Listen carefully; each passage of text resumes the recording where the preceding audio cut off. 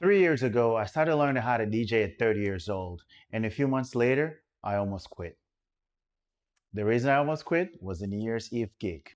When I started DJing, I had no formal training, no mentor, no roadmap, just a love for music and the belief that I could start learning and that I could learn how to DJ.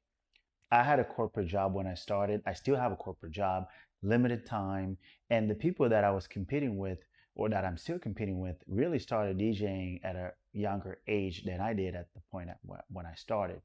But I had passion for it and I practiced frequently. I watched tutorials from YouTube. I tried to observe everything I could regarding DJing. And then an opportunity came by, a New Year's Eve gig. At the time, I was excited and I thought, this is it. That's my chance. The problem was, I wasn't ready. I had been told one thing about the event and I prepared for a specific genre, a specific crowd, a specific vibe. Then things changed. The crowd was expecting something completely different, and I was the one standing behind the decks. I was trying to figure it out in real time, trying to adjust, doing the pick time in front of everyone. It was brutal. I felt completely exposed.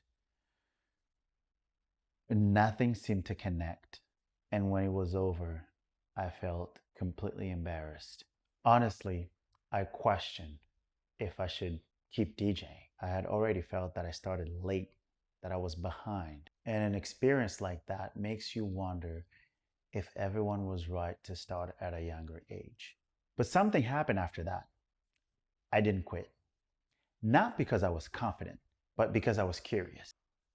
I wanted to understand why it went wrong and I wanted to get better. And I realized something important. The goal was never to avoid failure, it was to survive it. Because if you're starting something new as an adult, failure feels different. When you're 18, you'll make mistakes. When you're 30, 35, 40, people expect you to have things figured out. And that's what makes failing so uncomfortable.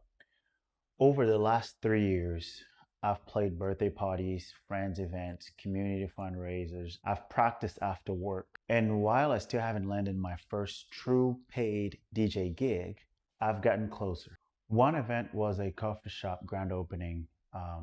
I volunteered to DJ and the owner was kind enough to give me a thank you bonus. Obviously not a life-changing money, but it meant something. Somebody valued what I brought enough to pay me. It wasn't the original plan, but I was happy. And that's where I am today. Still learning, still practicing, still looking for mentors, still trying to improve, still trying to answer the question, can someone start DJing at 30 years old and build something meaningful out of it? And that's why this channel exists. Most creators start documenting after they've succeeded, after the gigs, after the followers, after the breakthrough. I'm documenting before any of that. While the outcome is still uncertain, while I'm still trying to figure it out, while I'm still making mistakes, because I believe that's where most people are. Maybe your thing isn't DJing. Maybe it's photography, music, writing, a business, whatever it is. Maybe you've been telling yourself you missed a chance. You've missed your opportunity. Maybe you've been telling yourself it's too late. And that's the experiment we're running here.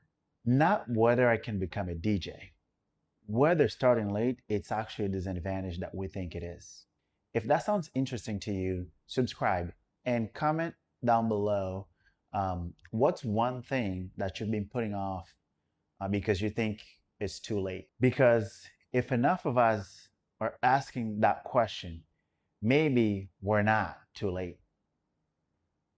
I'll see you on the next video.